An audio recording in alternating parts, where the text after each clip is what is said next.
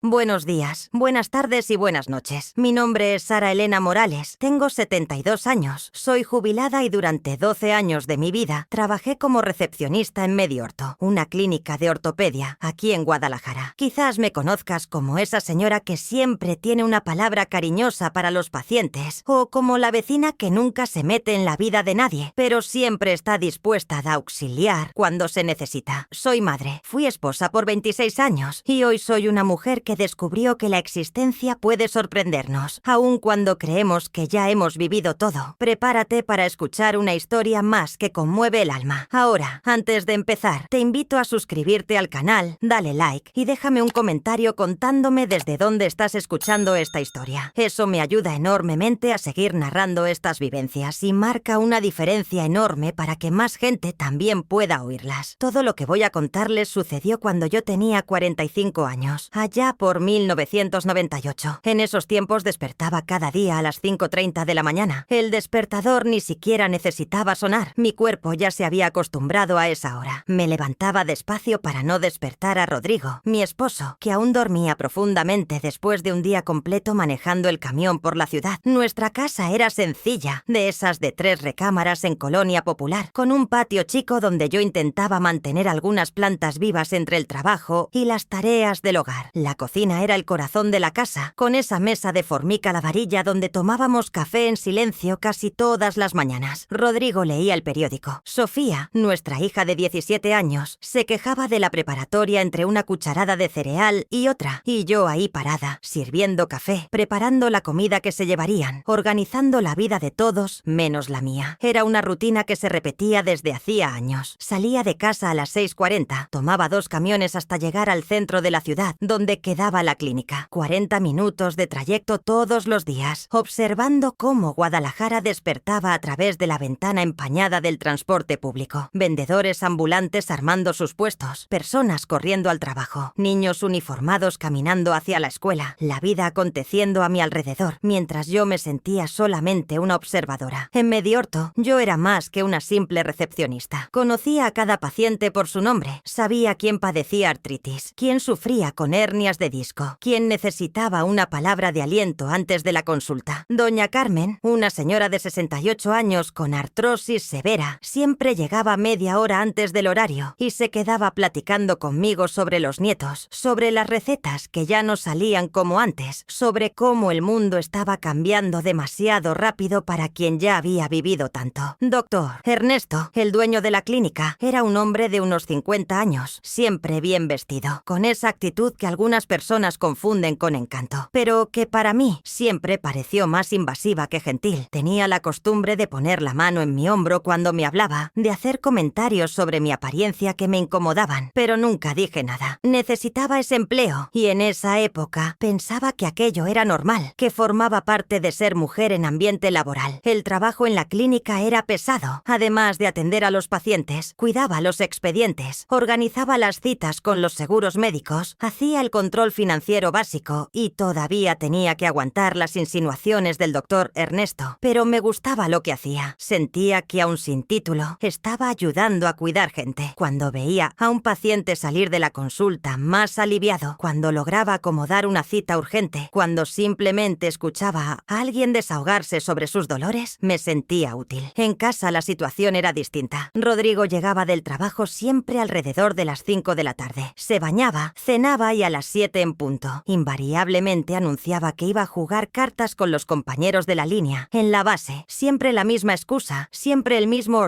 horario, siempre el mismo regreso a las 10:30 de la noche, oliendo a cigarro y cerveza barata. Al principio de nuestro matrimonio, yo hasta preguntaba sobre esas salidas. ¿Quiénes eran los compañeros? ¿Dónde jugaban? ¿Por qué siempre con la misma frecuencia? Pero con el tiempo aprendí que mis preguntas lo irritaban, y él tenía una habilidad impresionante de hacerme sentir controladora por querer saber de la vida de mi propio marido. Entonces dejé de preguntar. Simplemente acepté que esa era nuestra rutina. Él trabajaba, yo trabajaba. Él salía, yo me quedaba en casa con Sofía. Él regresaba. Dormíamos lado a lado como 2 desconocidos. Sofía estaba en esa etapa difícil de la adolescencia, cuestionando todo y a todos. Era inteligente, sacaba buenas calificaciones en la prepa, pero tenía una rebeldía que yo no lograba entender completamente. Siempre que intentaba platicar con ella sobre cualquier cosa más profunda, se cerraba o explotaba, acusándome de no entender nada de su vida. Y tal vez tenía razón. Yo realmente no entendía. Estaba tan ocupada sobreviviendo el día a día que olvidé cómo era soñar, cómo era tener 17 años y creer que el mundo entero te estaba esperando. Por fuera, nuestro matrimonio parecía estable. Rodrigo pagaba las cuentas, yo cuidaba la casa, teníamos una hija sana e inteligente. No faltaba comida en la mesa, no había gritos ni violencia. Para los vecinos, para los compañeros de trabajo, para cualquier persona que mirara desde afuera, éramos una pareja normal, una familia común del interior de Jalisco. Pero por dentro me sentía invisible desde hacía mucho tiempo. No recuerdo cuándo fue la última vez que Rodrigo me tocó con cariño, que me preguntó cómo había sido mi día, que demostró cualquier interés genuino por mí como persona. Me había convertido en una empleada de mi propia casa. Cocinaba, limpiaba, organizaba, cuidaba a todos, pero nadie parecía notar si yo estaba feliz, triste, cansada o necesitando algo. Durante los 2 últimos años, esa sensación de invisibilidad se había intensificado. Rodrigo parecía cada vez más distante, más impaciente cuando yo hablaba, más ansioso por salir de casa todas las noches. A veces me quedaba despierta hasta que él llegara, fingiendo que dormía, solo para sentir el olor a cigarro y alcohol que traía, para darme cuenta de que evitaba tocarme, incluso sin querer. Pero nunca imaginé que pudiera ser traición. Rodrigo dormía en casa todas las noches, estaba presente en las comidas dominicales, seguía pagando las cuentas puntualmente. Para mí, la infidelidad era cosa de telenovelas, de gente rica y complicada, no de chofer de camión del interior, que se quejaba del precio de la gasolina y veía fútbol los domingos. Fue en una noche común de marzo, día 15 para ser exacta, que todo comenzó a cambiar. Rodrigo había salido para el supuesto juego de cartas como siempre, y olvidó la cartera encima del sillón de la sala. Era una cartera vieja de piel café que usaba desde hacía años. Nunca había hurgado en ella, nunca había sentido curiosidad o necesidad de revisar sus cosas. Pero esa noche, la coladera del fregadero de la cocina estaba tapada y recordaba que él había anotado el teléfono de un plomero en algún papel. Pensé que podría estar en la cartera, junto con otros números y anotaciones que siempre guardaba. Abrí despacio, buscando entre los papeles, cuando encontré una fotografía arrugada, medio escondida detrás de los documentos. En la foto, una muchacha joven, morena, bonita, de vestido claro, posaba sonriendo frente a una casa que yo no conocía. Tenía una sonrisa amplia, genuina, y sostenía lo que parecía ser una llave en la mano. Volteé la foto y encontré una frase escrita a mano con su letra. Para que nunca olvides nuestro lugar. Con amor, R. Me helé. Me quedé ahí parada, en la sala silenciosa, sosteniendo esa fotografía y sintiendo como si el piso hubiera desaparecido debajo de mis pies. R de Rodrigo. Nuestro lugar. Aquello no era cosa de amigo de cartas. Por primera vez en 26 años de matrimonio, tenía una prueba concreta de que algo estaba muy mal. Y en ese momento, sentada en el sillón de nuestra sala, con la foto temblando en mi mano, supe que mi vida nunca más sería la misma. Pido disculpas desde ya si algunos detalles no están exactos. Ya han pasado muchos años y la memoria de una persona de mi edad a veces juega bromas. Pero puedo garantizar que los puntos importantes, aquellos que lo cambiaron todo, esos están grabados en mi mente como si hubieran pasado ayer. Desperté la mañana del 16 de marzo con esa fotografía quemándose en mi mente, como si hubiera sido grabada a hierro caliente. Rodrigo ya había salido al trabajo cuando me levanté y por primera vez en 26 años de matrimonio sentí como si estuviera compartiendo la cama con un completo extraño. Me quedé ahí en la cocina preparando el café de la mañana mecánicamente, mientras mi cabeza no paraba de repetir esa frase. Para que nunca olvides nuestro lugar. Nuestro lugar. ¿Qué lugar era ese? ¿Quién era esa muchacha? ¿Por cuánto tiempo estaba pasando esto? Las preguntas se multiplicaban como una infección, esparciendo un dolor que nunca había sentido antes. Sofía bajó a desayunar con esa cara de quien no quería estar despierta, típica de adolescente. Se quejó de que la leche estaba muy caliente, de que no había suficiente azúcar, de que la prepa era un fastidio, cosas normales de siempre. Pero ese día, cada palabra suya sonaba distante, como si estuviera escuchando a través de una pared de vidrio. Cuando me preguntó si estaba bien porque parecía extraña, mentí. Dije que solo era dolor de cabeza que iba a pasar. Mentira. El dolor que sentía no era en la cabeza, era en el pecho, un dolor sordo que parecía crecer cada minuto que pasaba. Y lo peor era saber que yo también estaba mintiendo, exactamente como él. En el camión hacia el trabajo no pude parar de pensar. Miraba a los otros pasajeros y me preguntaba cuántos de ellos estaban viviendo mentiras parecidas. Esa señora de cabello canoso, ¿sabría dónde estaba su marido todas las noches? Ese hombre de traje arrugado, ¿sospecharía su esposa algo? La ciudad entera parecía llena de secretos que yo nunca había notado antes. Llegué a Mediorto a las 8 de la mañana, como siempre, pero no logré mantener la concentración. Doña Carmen llegó para su consulta mensual y se dio cuenta inmediatamente de que algo estaba mal. Tenía esa forma maternal de notar cuando las personas no estaban bien, una sensibilidad que viene de quien ya vivió mucho y aprendió a leer las señales que otros dan. Doña Carmen me preguntó si tenía problemas en casa, si necesitaba platicar. Casi me derrumbo ahí mismo en la recepción llena de pacientes. Casi le conté todo. Le mostré la fotografía que había guardado en la bolsa como una prueba que no quería aceptar, pero me contuve. Todavía tenía una esperanza tonta de que tal vez hubiera una explicación inocente, una razón que tuviera sentido y transformara todo ese dolor en un malentendido. Durante la mañana empecé a cometer errores que nunca había cometido antes. Agendé 2 citas en el mismo horario. Perdí un expediente. Olvidé llamar a un paciente para confirmar un estudio. Doctor, Ernesto notó mi falta de atención y en vez de demostrar preocupación genuina, vio una oportunidad. Me llamó a su consultorio y con esa sonrisa que siempre me incomodaba, dijo que parecía una mujer que necesitaba atención, de alguien que se preocupara por ella de verdad. Sugirió que saliéramos a cenar para que me desahogara sobre mis problemas personales. Dijo que se daba cuenta de que estaba sufriendo y que él quería ayudarme. En ese momento estaba tan vulnerable, tan perdida, que casi acepté. Por un segundo, la idea de tener hacia alguien interesado en mí, alguien que quisiera escucharme, pareció tentadora. Pero algo dentro de mí, un instinto de supervivencia que ni sabía que existía, me hizo retroceder. Le agradecí educadamente y dije que necesitaba resolver mis asuntos sola. El día pasó lento, como si cada minuto durara una hora. Cada paciente que atendía, cada teléfono que sonaba, cada palabra que decía sonaba mecánica, como si estuviera representando el papel de Sara empleada ejemplar, mientras la Sara mujer traicionada se desmoronaba por dentro. A la hora de la comida no pude comer. Me quedé sentada en el pequeño jardín detrás de la clínica, mirando la fotografía por 100ª vez ese día. La muchacha era realmente hermosa, joven, con esa sonrisa de quien estaba feliz de verdad. Y esa casa detrás de ella parecía acogedora, con un jardín pequeño pero bien cuidado, cortinas en las ventanas que daban impresión de hogar. Regresé a casa esa tarde con el corazón pesado y una certeza creciente de que mi vida estaba a punto de desplomarse completamente. Preparé la cena como siempre, puse la mesa, llamé a la familia. Rodrigo llegó puntualmente a las 5 de la tarde, se bañó, se sentó a la mesa, comió en silencio. Pero esa noche, por primera vez, lo observé con otros ojos. Noté cómo revisaba su apariencia en el espejo antes de salir, cómo pasó más tiempo que lo normal en el baño, cómo verificó que la camisa estuviera bien planchada. Pequeños detalles que siempre estuvieron ahí, pero que nunca había cuestionado. Cuando anunció a las 7 en punto que iba a jugar cartas con los compañeros, sentí una rabia que nunca había experimentado antes. Una rabia fría, calculada, diferente de cualquier cosa que hubiera sentido. Asentí con la cabeza, como siempre hacía, pero por dentro estaba tomando una decisión que cambiaría todo. Sofía estaba más irritada que lo normal. Explotó cuando traté de preguntarle sobre la prepa. Me acusó de nunca estar realmente presente, de vivir en las nubes. Dijo que yo y papá vivíamos como 2 extraños y que era vergonzoso tener padres que apenas se hablaban. Sus palabras dolieron porque eran verdaderas, pero dolieron más aún porque en ese momento estaba descubriendo que nuestros problemas eran mucho peores de lo que ella imaginaba. Me quedé sola en la sala, escuchando el ruido de la televisión en el cuarto de Sofía, sintiendo el peso del silencio que se había convertido en nuestra rutina familiar. Tomé la fotografía una vez más y miré largamente ese rostro joven y feliz. ¿Quién era ella? ¿Qué le había prometido Rodrigo? ¿Sabía que él estaba casado? ¿Sabía que yo existía? A las 9 de la noche, cuando normalmente estaría viendo televisión u organizando las cosas para el día siguiente, tomé una decisión que me asustó por su propia audacia. Por primera vez en 26 años de matrimonio, iba a seguir a mi marido. Iba a descubrir dónde pasaba realmente todas esas noches, con quién jugaba cartas, si es que jugaba algo. Me puse un abrigo oscuro, tomé algo de dinero para el transporte y salí de casa a las 9:15. Mi corazón latía tan fuerte que tenía la certeza de que cualquier persona en la calle podría oír. No sabía bien lo que estaba haciendo, no tenía experiencia alguna siguiendo personas, pero algo dentro de mí, una fuerza que no sabía que poseía, me empujaba hacia adelante. tarde. Llegué a la base de la línea 332, donde supuestamente pasaba el juego de cartas con los compañeros. Era un lugar movido, con varios choferes y cobradores conversando, tomando cerveza, jugando dominó. Busqué a Rodrigo entre ellos, pero no estaba. Le pregunté disimuladamente a uno de los cobradores si había visto a Rodrigo, y me dijo que Rodrigo nunca se quedaba por ahí después del trabajo. Nunca se quedaba por ahí. Nunca. Regresé a casa con las piernas temblando. No de cansancio, sino de una mezcla de miedo y confirmación. La primera mentira estaba desenmascarada. Si él no jugaba cartas en la base con los compañeros de trabajo, ¿dónde estaba todas esas noches? ¿Y por qué mentía sobre algo tan simple? Llegué a casa antes que él, a las 10 de la noche. Fingí que estaba durmiendo cuando entró al cuarto a las 10:30. Como siempre, sentí el olor diferente en él, un perfume femenino mezclado con el cigarro y la cerveza. Sentí cómo evitó tocarme, incluso sin querer, como si tuviera miedo de que yo me diera cuenta de algo. Pasé toda la noche despierta, acostada al lado de un hombre que no conocía más, o tal vez que nunca había conocido realmente. Y por primera vez en la vida me sentí capaz de hacer cualquier cosa para descubrir la verdad, por más dolorosa que fuera. Al día siguiente tomaría la decisión más valiente de mi vida. Seguiría a Rodrigo hasta el final, hasta descubrir dónde quedaba ese tal nuestro lugar de la fotografía, aunque eso significara descubrir que mi matrimonio era una mentira completa. En la mañana del 17 desperté con una determinación que nunca había sentido antes en la vida. Era como si algo dentro de mí hubiera despertado durante la noche, un valor que no sabía que existía. Rodrigo salió al trabajo como siempre. Me dio un beso mecánico en la frente. Murmuró un «hasta luego», que sonaba más a hábito que a despedida cariñosa. Pasé todo el día en la clínica funcionando en piloto automático, pero con una energía extraña corriendo por mis venas. Era una mezcla de miedo y emoción, como si estuviera a punto de descubrir un secreto que cambiaría todo. Doña Carmen se dio cuenta de que estaba diferente. Dijo que había algo en mis ojos que no había visto antes, una determinación que no combinaba con mi forma siempre sumisa. A las 5 de la tarde salí de la clínica más temprano, alegando que necesitaba resolver un problema particular. Tomé el camión a casa con el corazón disparado, planeando cada paso de lo que haría esa noche. Llegué a casa, preparé la cena, fingí normalidad mientras Rodrigo comía y hablaba sobre el tráfico, sobre los pasajeros difíciles, sobre cosas banales que parecían absurdas frente a lo que estaba a punto de descubrir. A las 7 horas en punto, como un reloj suizo, se levantó de la mesa y anunció que iba a jugar cartas con los compañeros. Esta vez no solo asentí con la cabeza. Lo miré bien a los ojos y dije que tuviera buena noche. Pareció ligeramente sorprendido por mi tono, pero me besó la frente y salió. Esperé exactamente 10 minutos, tiempo suficiente para que tomara el camión y se alejara del barrio, pero no tanto que perdiera su rastro. Me puse ropa oscura, tomé mi bolsa con el dinero del transporte y salí de casa con la sensación de que estaba cruzando una puerta de la cual no habría regreso. La parada estaba movida, gente regresando del trabajo, estudiantes saliendo de los cursos nocturnos. Mi corazón latía tan fuerte que sentía como si todo mundo pudiera oír. Cuando llegó el camión, subí y me fui hasta atrás, escogiendo un asiento desde donde pudiera observar sin ser vista fácilmente. Rodrigo estaba sentado más adelante, del lado izquierdo, mirando por la ventana con una expresión que nunca había visto antes. No era la expresión cansada de quien iba a cumplir una obligación social, como jugar cartas con compañeros de trabajo. Era casi una sonrisa, una expectativa, como si estuviera yendo a algún lugar donde realmente quería estar. Durante los 25 minutos de viaje me quedé observando cada movimiento suyo, la forma como relajó los hombros, como sonrió a un niño que corría por el pasillo del camión, como revisó la hora en el reloj 2 veces. No parecía un hombre que iba a un compromiso tedioso con amigos del trabajo. Parecía alguien que estaba ansioso por llegar a su destino. Cuando el camión comenzó a acercarse a la colonia Jardines, un barrio residencial que yo conocía poco, Rodrigo se levantó y caminó hacia la puerta. Mi estómago se revolvió. Ese no era el camino hacia la base de su línea, donde supuestamente pasaban los juegos de cartas. Ese era un barrio de casas sencillas, familias trabajadoras, lugar donde la gente vivía sus vidas normales. Me bajé del camión 2 paradas después de él, tratando de mantener una distancia segura. Las calles de la colonia Jardines estaban tranquilas a esa hora, iluminadas por faroles amarillentos que creaban círculos de luz entre las sombras. Logré verlo caminando con pasos decididos, como alguien que conocía muy bien ese camino. Se detuvo frente a una casa pequeña, pintada de azul claro, con un portón bajo de hierro y un jardín al frente donde crecían algunas rosas. Había una bicicleta infantil recargada pegada en la pared, de esas con rueditas de apoyo que usan los niños pequeños para aprender. Mi corazón casi se detiene cuando vi aquello. La puerta de la casa se abrió antes de que él tocara. Era ella, la muchacha de la fotografía, solo que en persona era aún más hermosa, más joven, más viva que en la imagen arrugada que cargaba en la bolsa. La recibió con un abrazo cálido, demorado, íntimo, un abrazo de quien estaba esperando, de quien tenía nostalgia. Pero lo que me destruyó completamente fue lo que pasó después. Un niño pequeño, un niñito de más o menos 2 años, apareció corriendo por la puerta y se aventó a los brazos de Rodrigo, gritando una palabra que atravesó mi pecho como un cuchillo. ¡Papá!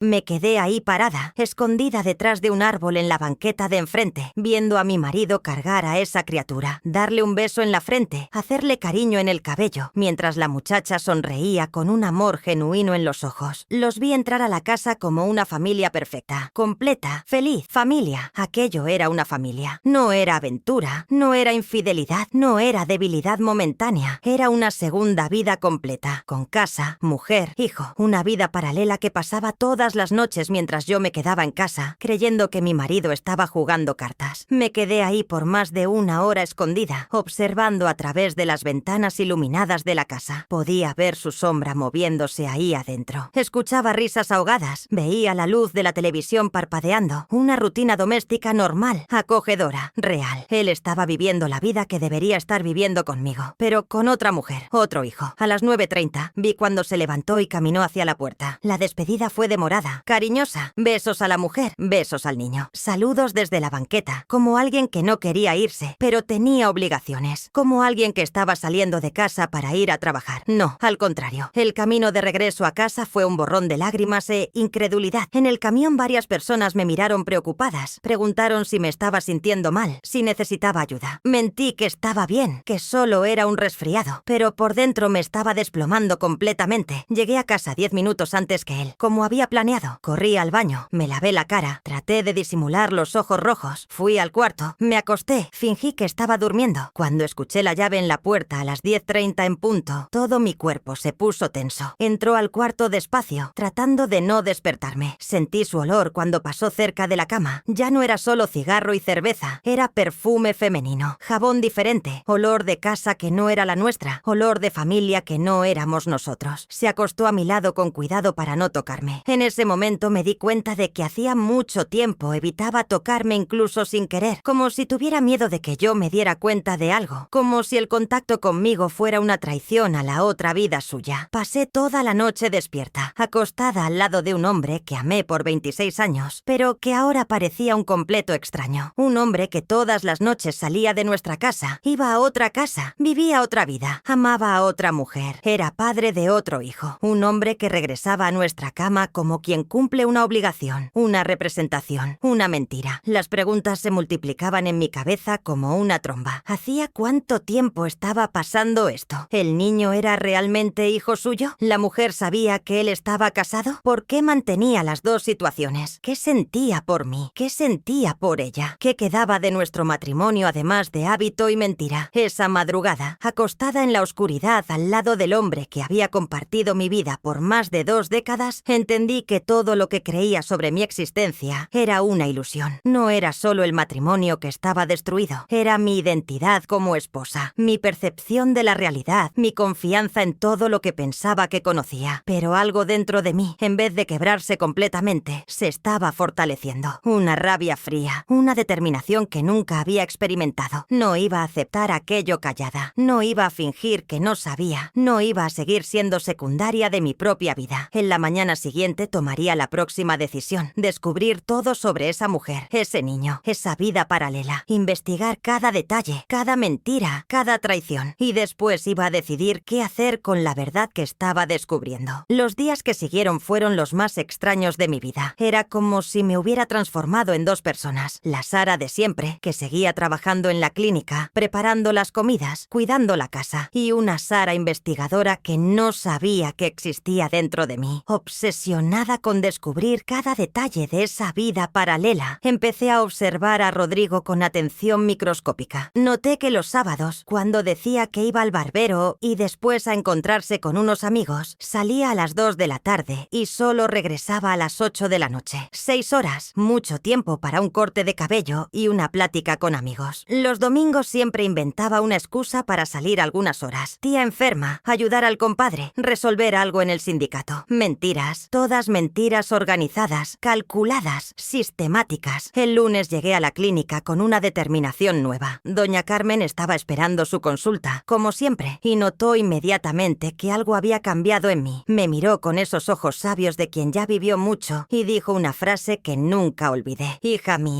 el hombre es como un iceberg. La parte que vemos es solo un pedacito de lo que existe debajo del agua. En ese momento sentí ganas de contarle todo. Doña Carmen era como una madre para mí. Siempre tenía una palabra de cariño, un consejo certero, pero aún no estaba lista para hablar sobre lo que había descubierto. Todavía tenía esperanza de que pudiera haber una explicación que tuviera sentido, una razón que hiciera todo aquello menos devastador de lo que parecía. Doctor Ernesto notó mi cambio de comportamiento e intensificó sus insinuaciones. Hizo comentarios sobre que parecía una mujer que necesita atención. Sugirió nuevamente que saliéramos a cenar para platicar sobre mi futuro en la clínica. Su insistencia me molestó más que nunca, pero también me hizo darme cuenta de que mi vulnerabilidad se estaba transparentando y eso era peligroso. En casa, las cosas con Sofía también cambiaron. Notó que estaba diferente y por primera vez en meses mostró preocupación genuina. Me preguntó si todo estaba bien entre papá y yo, si habíamos peleado, si había pasado algo. Su sensibilidad me sorprendió, pero también me asustó. Si una adolescente estaba notando que algo andaba mal, ¿cuánto tiempo podría mantener la fachada? Durante esa semana desarrollé una rutina de vigilancia que me asustaba por su propia eficiencia. Empecé a anotar los horarios exactos de salida y llegada de Rodrigo, los cambios sutiles en su comportamiento, las veces que se tardaba más en el baño, los días que se arreglaba más de lo normal. Era como si me hubiera convertido en detective de mi propia vida. El miércoles decidí hacer una prueba.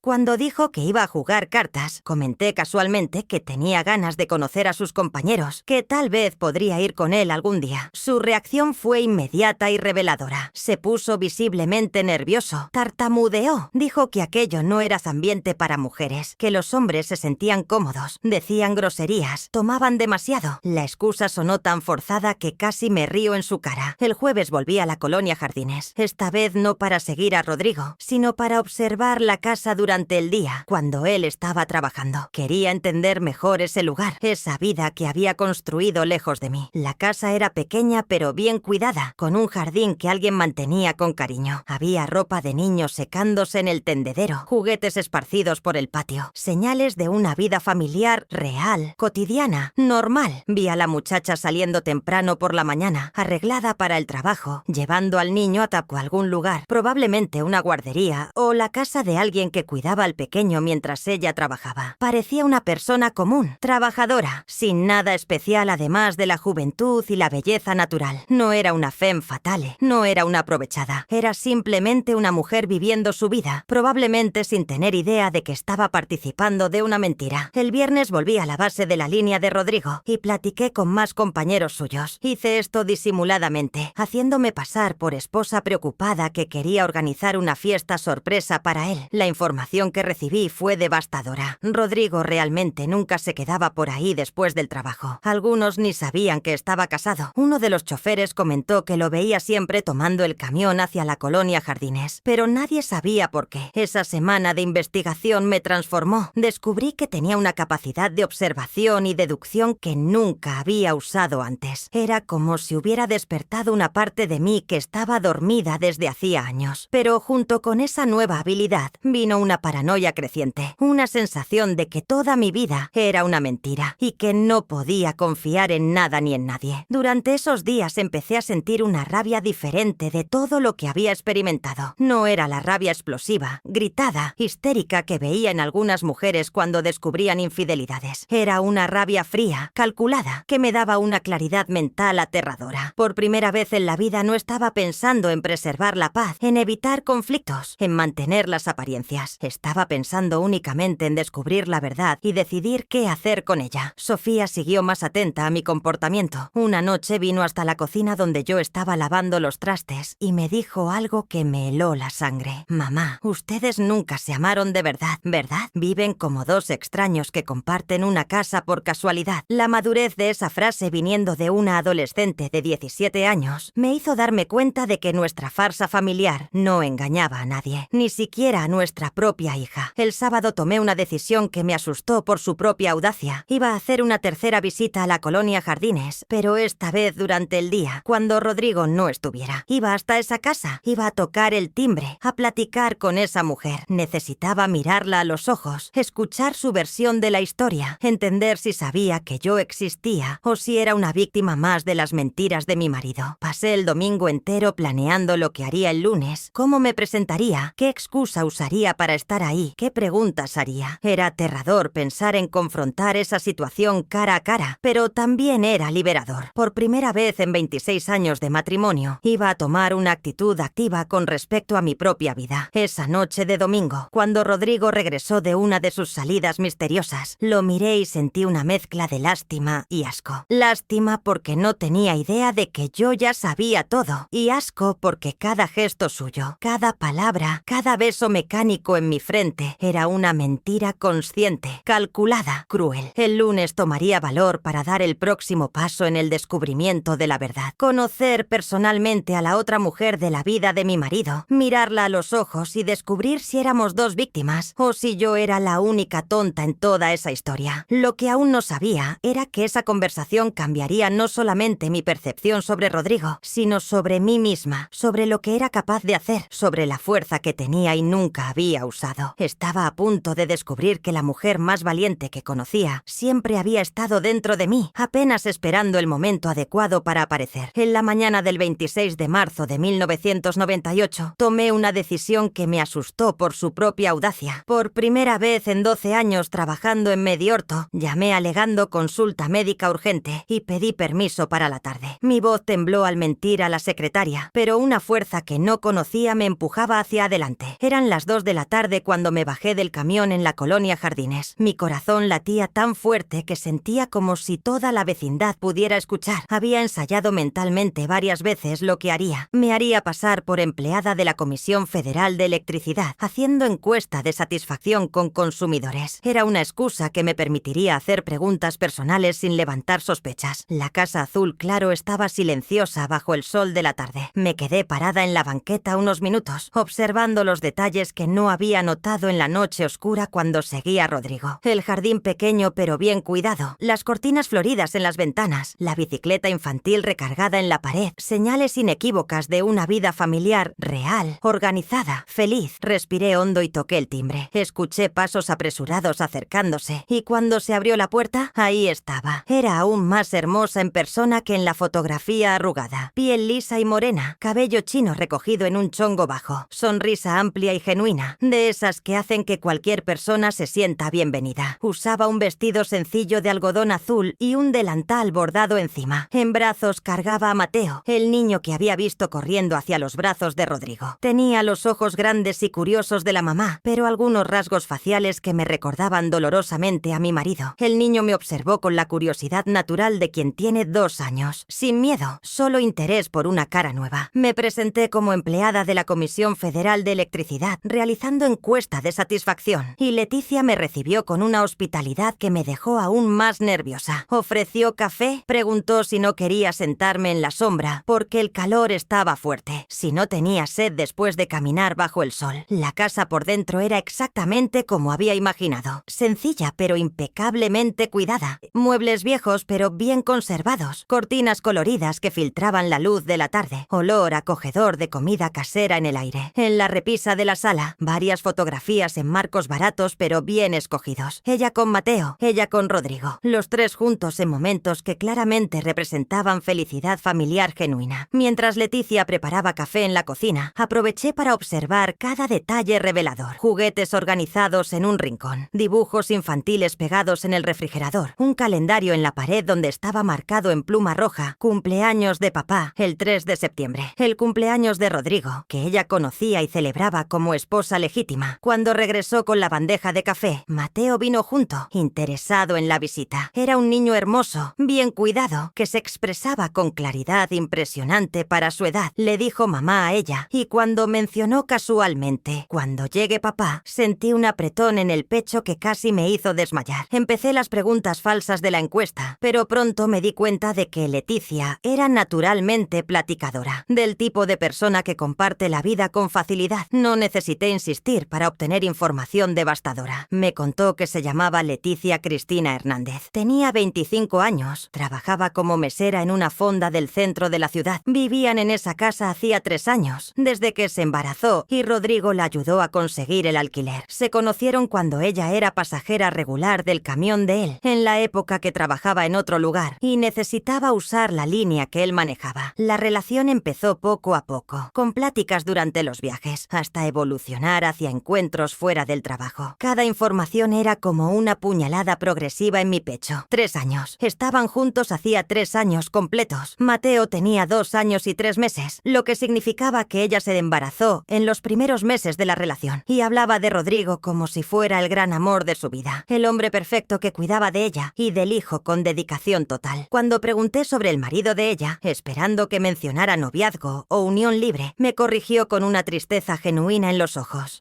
No estamos casados todavía. Él es viudo, ¿sabe? Perdió a la esposa hace 4 años. Fue muy traumático. Vive con una tía anciana enferma que necesita cuidados constantes. Por eso no puede dormir fuera de casa. Pero pretendemos casarnos pronto cuando él se recupere emocionalmente y financieramente de ese periodo difícil. Viudo. En la versión que él le contaba, yo estaba muerta hacía 4 años. Había una tía anciana inventada que justificaba su imposibilidad de pasar noches enteras con ella, y tenían planes concretos de matrimonio, esperando apenas que él se recuperara de una tragedia que nunca pasó. La elaboración de la mentira me dejó físicamente enferma. Pregunté sobre hijos del matrimonio anterior, si él tenía hijos. Leticia respondió con compasión genuina. Tenía una hija adolescente, pero después de que murió la mamá, se fue a vivir con los abuelos al interior. Es muy doloroso para él hablar de eso. Entonces evito tocar el tema. A veces lo veo mirando unas fotos viejas y poniéndose triste. Sofía, nuestra hija, supuestamente estaba viviendo con abuelos inexistentes en el interior, porque era doloroso para el papá hablar de ella. La complejidad de esa farsa era tan elaborada que me dio náuseas reales. Él no había simplemente omitido que estaba casado. Había creado una narrativa entera con personajes ficticios, justificaciones emocionales, hasta un luto inventado. Leticia siguió hablando sobre la rutina doméstica que tenían. Rodrigo llegaba religiosamente a las 7 de la noche. Cenaba con ellos, jugaba con Mateo, ayudaba en el baño del niño, leía cuentos antes de dormir. Los fines de semana hacían programas de familia, parque, compras, comidas en restaurantes sencillos. Una vida familiar completamente normal y feliz. El momento más devastador llegó cuando me enseñó las fotografías de la repisa. Señaló orgullosa una donde los 3 aparecían en un parquecito, todos sonriendo naturalmente. Esta fue el mes pasado, en el cumpleaños de 2 años de Mateo. Su papá es tan dedicado, ¿sabe? Nunca se pierde una fecha importante. Siempre está presente en los momentos que importan. Papá presente. Fechas importantes. Siempre disponible. Todo lo que había dejado de ser para Sofía en los últimos años, lo estaba siendo para ese niño que consideraba su familia verdadera. Cuando finalmente logré levantarme para irme, sentía como si fuera a desmayarme en cualquier momento. Leticia me acompañó hasta la puerta, agradeciendo la visita, diciendo que esperaba que la Comisión Federal de Electricidad siguiera ofreciendo buen servicio. Era una persona genuinamente dulce, ingenua, completamente enamorada de un hombre que simplemente no existía de la forma como ella creía. Salí de esa casa completamente destrozada. Durante el viaje de regreso, lloré en el camión por primera vez desde que había encontrado la fotografía. No era solo rabia o celos, era el dolor profundo de descubrir que Leticia no era la villana de la historia. Ella era tan víctima como yo, tal vez hasta más, porque estaba construyendo sueños y expectativas basados en mentiras que ni sospechaba que existían. Llegué a casa a media tarde, exhausta emocionalmente, y me topé con el segundo descubrimiento devastador del día. Sofía todavía no había regresado de la prepa, pero a las 6 de la tarde, cuando fui al centro a comprar pan, la vi en la plaza principal platicando íntimamente con un hombre mucho mayor. Aparentaba unos 30 años, estaba bien vestido, tenía gestos cuidadosos de quien no quería ser visto. La intimidad entre ellos era obvia, la forma como él tocaba su brazo, como ella sonreía mirándolo, como se quedaban demasiado cerca para ser solo maestro y alumna. Me quedé observando de lejos hasta que él se despidió con un beso rápido en la mejilla de ella, mirando a los lados para asegurarse de que nadie viera. Regresé a casa con 2 descubrimientos que me destrozaron por motivos diferentes. Rodrigo no solo tenía una amante, tenía una familia entera basada en mentiras elaboradas, y Sofía, mi hija de 17 años, se estaba estaba involucrando con un hombre casado, repitiendo exactamente el mismo error que yo había cometido: creer en hombre que mantiene doble vida. Esa noche, sentada en la sala esperando que regresaran, él de la colonia Jardines, ella del encuentro con el profesor, me di cuenta de que mi mundo entero era una ilusión. No era solo mi matrimonio que estaba basado en mentiras, era mi identidad como esposa, como mamá, como mujer que pensaba que conocía su propia vida. Pero algo dentro de mí, en vez de quebrarse completamente, se estaba endureciendo.